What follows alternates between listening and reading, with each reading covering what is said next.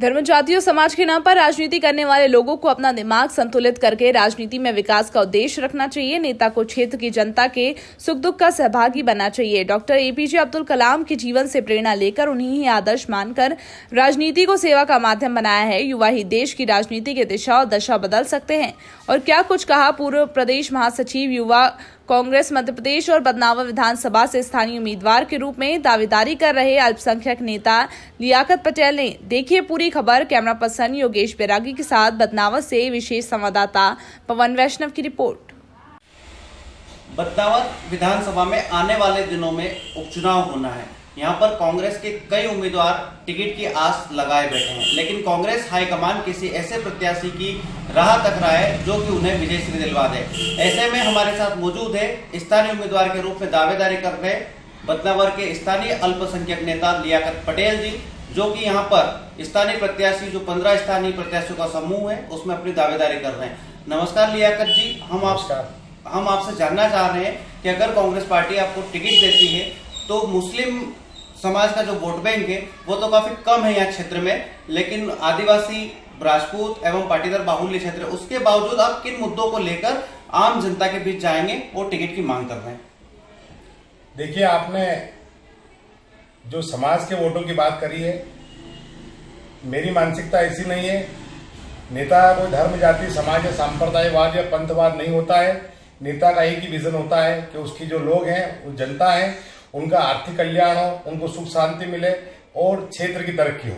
ये हमारा उद्देश्य है और इसी उद्देश्य को लेकर हम स्थानीयवाद के नाम पर टिकट मांग रहे हैं, ताकि कांग्रेस पार्टी स्थानीय व्यक्ति को टिकट दे और आम जनता की आशा पूरी हो। अब तक कांग्रेस पार्टी से बदनावर विधानसभा क्षेत्र में किसी मुस्लिम व्यक्ति को विधायक पद पर निर्वाचित नहीं किया है, टिकट नहीं दिया है। आप अभी तक किन किन पदों पर रहे और किन पदों पर रहकर आपने सेवा की है, और अब विधानसभा का जब आप सपना देख रहे हैं, विधानसभा की दावेदारी कर रहे हैं, तो पूर्व में किन किन पदों पर रहे हैं आप?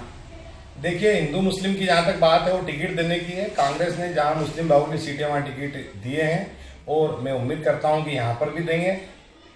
यही हमारा एक उद्देश्य है कि हम क्षेत्रीय जनता का विकास करें। जो शिक्षित बेरोजगार युवा हमारे क्षेत्र में बड़ी संख्या में बदनावर में है, उनको रोजगार मिले, उनकी तरक्की हो और उनको सही रास्ता दिखा पाए। और अभी तक हमने भी यही कार्य किया है कि लोगों को आगे बढ़ाने में सहयोग किया है और आगे भी करते रहेंगे।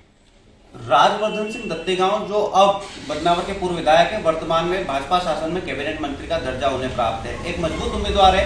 कांग्रेस पार्टी इतना क्यों समय ले रही है उनके सामने प्रत्याशी तय करने में? और राजवर्धन सिंह जी कांग्रेस में थे तो काफी प्रभावी माने जाते थे, अब भाजपा में चले गए, उनके जाने से कांग्रेस में क्या परिवर्तन हुए हैं?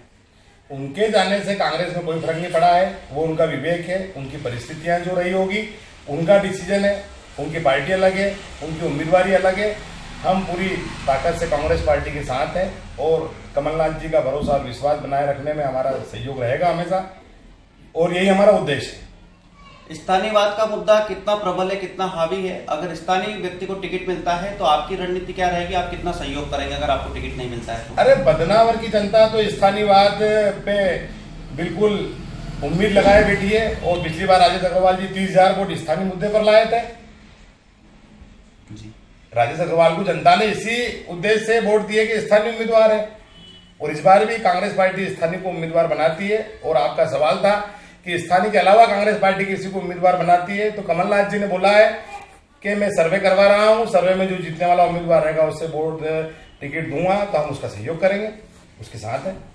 आपको ऐसा नहीं लगता कि कांग्रेस पार्टी जो प्रत्याशी चयन में देरी कर रही है उससे कांग्रेस पार्टी का नहीं नुकसान हो सकता है? भाजपा है वो आक्रामक है, काफी तैयारियां कर रही है, सामने कैबिनेट मंत्री भी, किस तरीके का प्रत्याशी होगा तो जीत आसान होगी कांग्रेस पार्टी? नहीं, कांग्रेस का कोई नुकसान नहीं हो रहा है, और भारतीय जनता पार्टी ने जल्दी प्रत्याशी घोषित कर दिया है, इसका नुकसान उनको भी हो सकता है। भाजपा में भी कई दावेदार थे टिकट के, वो आज अपेक्षित है, वंचित हैं। अगर भारतीय जनता पार्टी के जो कैबिनेट मंत्री है वो काफी प्रभावी व्यक्ति हैं, अगर मान लो कि उनके सामने कांग्रेस पार्टी किसी स्थानीय व्यक्ति को टिकट नहीं देकर किसी बाहर के किसी बड़े नेता को टिकट देती है, तो क्या कांग्रेस पार्टी की जीत आसान हो सकती है? मैं आपका आशय, आपका इशारा समझ रहा हूं। मैं पूर्व में बोल चुका हूं कि कमलनाथ जी का निर्णय हमारा अंतिम निर्णय होगा। हम 16 लोग एक जान है, एक साथ है, वो पार्टियां काम करेंगे। आपने जो राजनीति का आपका जो कार्यकाल रहा है वो कांग्रेस के कई पदों पर रहा है, यहाँ तक कि आपने निर्दलीय भी चुनाव जीता है, तो आपने किस प्रकार से अपनी राजनीतिक पृष्ठभूमि तैयार की थी? देखो, राजनीति में उतार चढ़ाव आते रहते हैं, सत्ता आती है जाती है चली रहती है, लेकिन कांग्रेस पार्टी जो मुझे मान सम्मान दिया है, प्रदेश युवक कांग्रेस का महासचिव बनाया, किसान कांग्रेस कमेटी का जिला अध्यक्ष बनाया, गुजरात चुनाव का प्रभारी बनाया, अनेक जिम्मेदारियां दी जिसमें मैंने संपादित करवाया है और मैं कांग्रेस पार्टी की जन भावनाओं पर खरा उतरा हूं। इसलिए मैं मेरा अधिकार समझ के मैं स्थानीय उम्मीदवार के तौर पर टिकट मांग रहा हूं और मैं उम्मीद करता हूं कि मुझे टिकट देंगे तो मैं क्षेत्र के विकास के लिए काम करूंगा, सर्वाहार वर्ग के लिए काम करूंगा। मैंने पहले भी कहा है कि धर्म, जाति, समाज और सांप्रदायवाद और पंथवाद के चक्कर में मैं नहीं रहता हूं। मैं जो सामने काम करना है जनता के दुख दर्द में उसका भागीदार बनकर काम करेंगे, यही हमारा उद्देश्य है। कांग्रेस का अगर बदनावर विधानसभा क्षेत्र देखा जाए तो पूर्व विधायक जो राजवर्धन सिंह दत्ती गांव थे, जब वे कांग्रेस में थे तो अच्छा खासा मुस्लिम वोट बैंक उनके साथ में था। अब वे भाजपा में चले गए तो वो मुस्लिम वोट बैंक जो था वो उन्हीं के खाते में जाएगा या कांग्रेस के खाते में शेष रह जाएगा?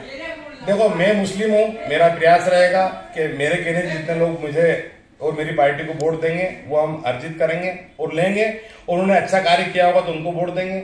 अब मैं पूरे मुस्लिम समाज की बात इसलिए नहीं कर सकता हूं कि हमारे समाज में बहुत नेता हैं, अलग अलग मानसिकता विचारधारा के लोग हैं, वो प्रतिबंधित नहीं है, वो सब स्वतंत्र हैं, सब अपने भाई हैं और अपने अपने वे सब काम करेंगे। लेकिन हमारा एक उद्देश्य है कि हम अधिक से अधिक वोट कांग्रेस पार्टी को दिलवाएं, वो मुस्लिम समाज ही नहीं सर्वहार वर्ग के वोट दिलाएंगे। जो कांग्रेस का उद्देश्य है, कांग्रेस की रीति नीति है कि अखंड भारत का निर्माण करना, देश की प्रगति के लिए एकता की आवश्यकता है और कांग्रेस की ऐसी विचारधारा है जिसमें सभी जाति, धर्म, समाज और वर्ग के लोग इसमें शामिल हैं।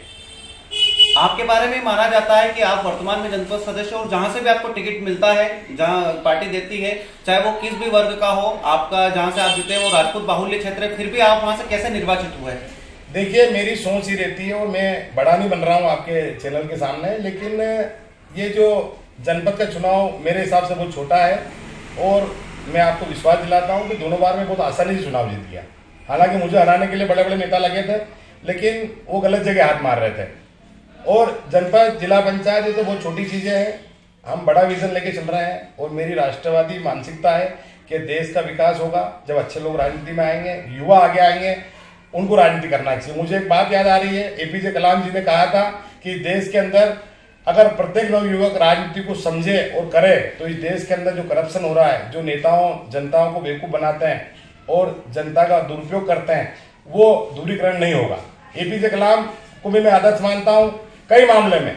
उन्होंने जिस तरीके से युवाओं से आह्वान किया था किसी कॉलेज या विश्वविद्यालय के प्रोग्राम में कि भारत के प्रत्येक नवयुवक को राजनीति करना चाहिए ताकि उसको देश की सारी स्थितियां, परिस्थितियां। इस बार भी जनपद के चुनाव में मुझे सभी वर्ग के लोगों ने साथ दिया और मेरी जीत का आंकड़ा सभी को पता है कि भारी बहुमत से मैं जीता था।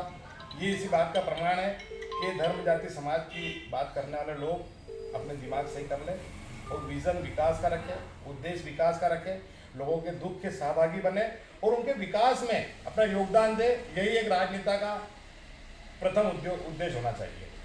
वो क्या कुछ कहना चाहेंगे चैनल के माध्यम से? चैनल के माध्यम से तो क्या है कि आपकी पवन वैष्णव जी की जो मेहनत है इस क्षेत्र में जनता और सरकार के बीच की एक मजबूत कड़ी पवन वैष्णव जी है, इनका चैनल है, हमेशा सच्ची बातें जनता के बीच में, प्रशासन के बीच में ले जाते हैं। आज आप आए, बहुत अच्छा लगा, मैं आपका आभारी हूँ, बहुत बहुत धन्यवाद। ये थे हमारे साथ बदनावर विधानसभा से स्थानीय दावेदार के रूप में दावेदारी कर रहे लियाकत पटेल जी, जिन्होंने बताया कि अल्पसंख्यक नेता होने के बावजूद भी अगर कांग्रेस पार्टी ने टिकट देती है तो सर्व समाज को साथ कर, सबको एकजुट कर ये कांग्रेस पार्टी के लिए विधानसभा क्षेत्र बदनावर से विजय से दिलवाएंगे और कांग्रेस पार्टी